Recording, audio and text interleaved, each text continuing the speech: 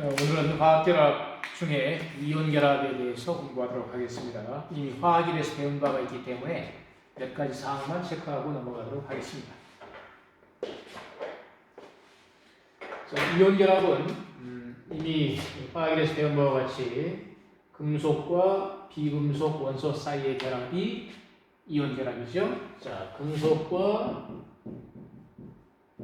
비금속 사이의 결합입니다. 자, 금속과 비금속은 서로 어떻게 결합할 수 있을까요? 금속의 성질과 비금속의 성질을 우리가 생각해 보면 금속은 전자를 잃으려는 성질이 있고 비금속은 전자를 얻으려는 성질이 있습니다. 그러면 금속은 전자를 잃고 싶어 하고 비금속이 전자를 얻고 싶어 하면 이 둘이 만나면 서로 전자의 이동이 일어나서 금속은 양이온이 되고 비금속은 음이온이 되면 둘 다 비활성 개체의 전자 배치를 닮아서 안전하게 되고 이 두 이온 사이에는 플러스와 마이너스 사이에 정전기적 인력이 작용하게 되죠. 이러한 정전기적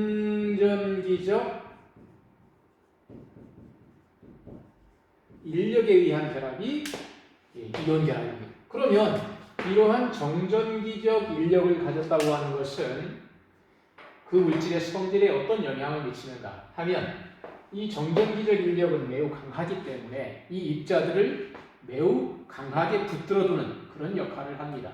그래서 이런 이온결합 물질들은 상온에서 고체 상태로 존재할 수 있게 되죠. 자, 그러면 이제 이런 이온 결정들은 어떠한 구조를 갖고 있는가 하는 것을 몇 가지 보도록 하겠습니다.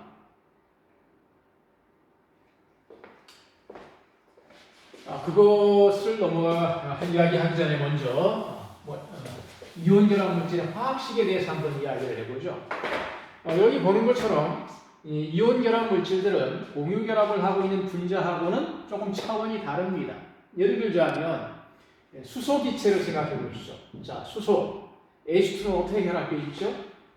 하나의 수소 원자와 하나의 수소 원자가 결합해서 H2를 형성하는데 또 다른 H2하고는 서로 독립된 개체로 활동을 할 수가 있지요.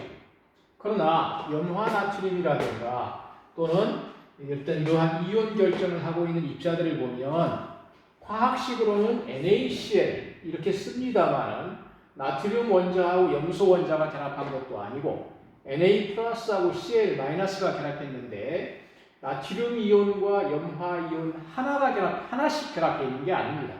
이 그림을 보시면 이 조그마한 입자가 Na 플러스고 큰 입자가 Cl 마이너스인데 자, Na 플러스 Cl 마이너스 Na 플러스 Cl 마이너스 이 계속해서 연결되어 있죠. 그래서 이 독립된 염화나트륨 분자가 없습니다. 그러면 이 염화나트륨이라는 화학식 NaCl은 무엇을 나타내는가? H2는 H원자가 결합해서 하나의 H2라는 분자를 형성하고 있는 것인데 이건 나트륨 원자, 염소 원자가 결합해서 NaCl이라는 분자를 형성하는 것이 아니라 Na 플러스하고 Cl 마이너스가 또 한 개 결합한 것이 아니고 이 화학식은 뭘 뜻하는 거냐면 이 두 이온들이 1대1의 비율로 결합해 있다 하는 것을 뜻하는 것입니다.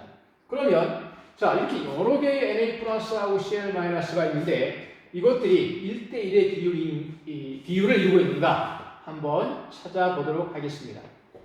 자 여기 요 Cl 마이너스부터 보시죠.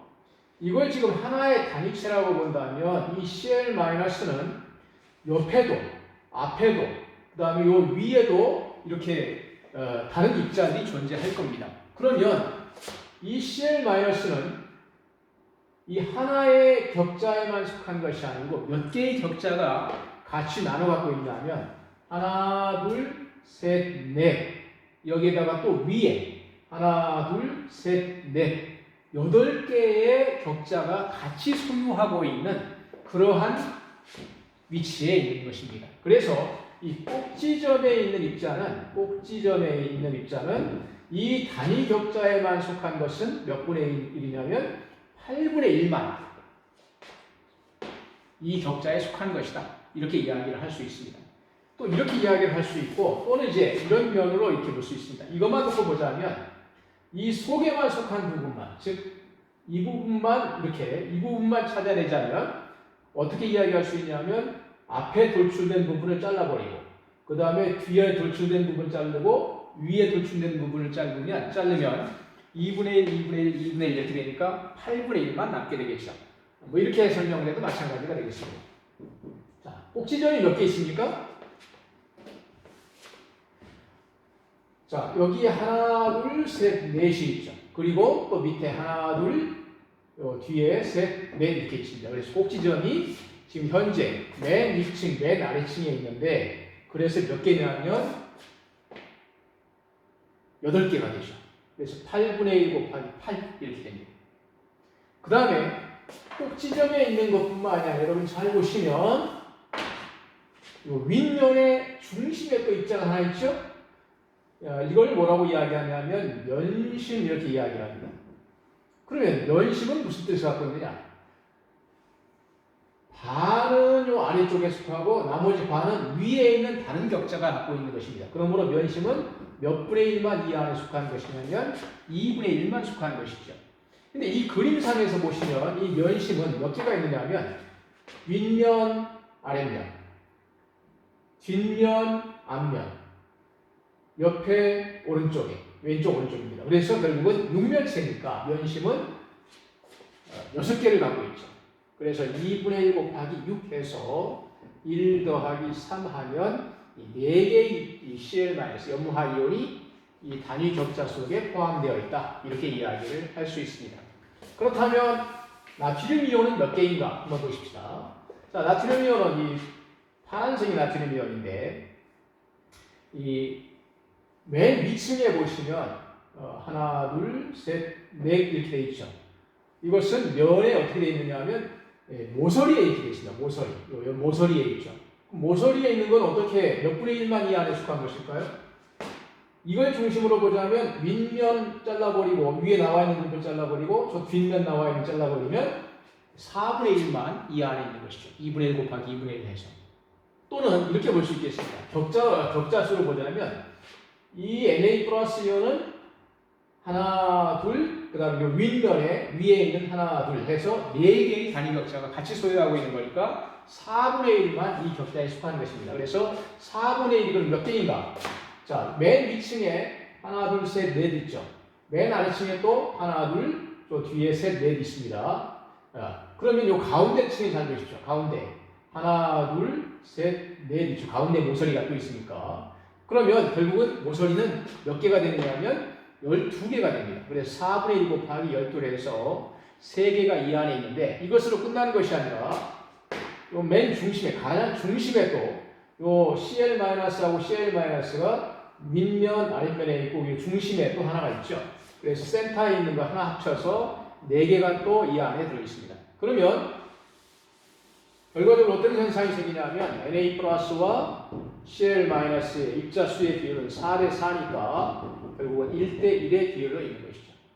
그래서 이걸 식으로 표현하자면 Na 플러스 1, CL-1 이렇게 되는 것을 우리는 화학식으로 염화, 나트륨 이렇게 플러스 마이너스 생략하고 1, 1 생략해서 NaCl 이렇게 표기를 하는 것입니다. 자, 그래서 H2하고 NaCl의 이 화학식의 큰 차이는 무엇입니까? 이것은 분자라고 이야기를 하지만 이것은 분자가 아니죠. 그러면 이 식을 뭐라고 이야기하냐? 이 식은 비율을 나타낸 식, 실험식 이렇게 이야기를 하죠. 자, 실험식이란 어떤 물질을 구성하고 있는 원소의 종류와 그 결합하고 있는 비율을 나타내는 식이 실험식 이렇게 되겠습니다. 그래서 수소는 분자식이 H2지만 염화나트륨은 분자식이 아니라 실험식의 NaCl이다. 이렇게 우리가 나타낼 수가 있습니다. 자, 그 다음 이 배수라는 개념을 한번 보겠습니다. 자, 배수는 어떤 한 입자를 둘러싸고 있는 주위에 있는 다른 입자가 몇 개 있는가 하는 이런 개념으로 여러분 이해를 하시면 되겠습니다. 그렇다면 자, 여기 요 중심에 있는 요 Na 플러스를 중심으로 볼까요? 자, Na 플러스를 중심으로 보시면 요 위에 하나 CL-가 있죠? 또 아래쪽에 중심에 CL-가 있습니다. 그 다음에 요 오른쪽에 또 이제 Cl-가 있죠. 그리고 요쪽이 요겁니다. 요거는 이쪽에 있는 것이고, 그래서 Cl-가 위아래, 그 다음에 저 뒤에 앞에, 그 다음에 왼쪽, 오른쪽 해서 몇 개가 둘러싸고 있는 것이냐면 6개가 둘러싸고 있습니다. 그래서 베이스를 뭐라 그러냐면 6 이렇게 이야기를 하죠.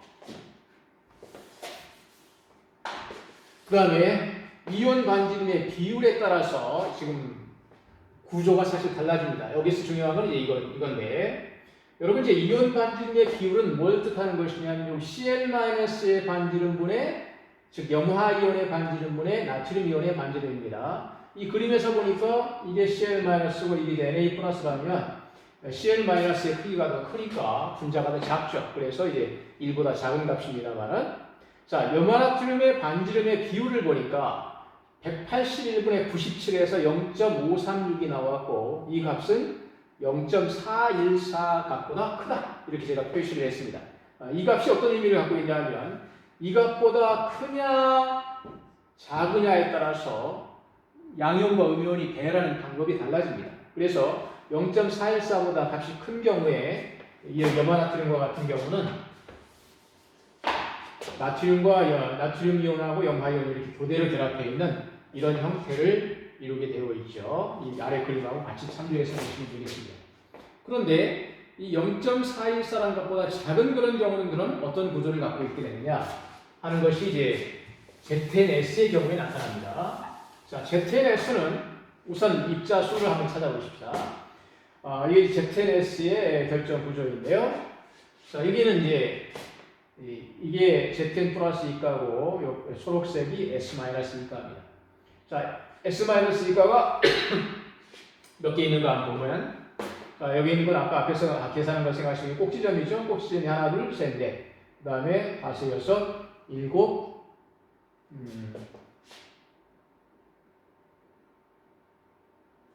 8이 되겠죠? 네.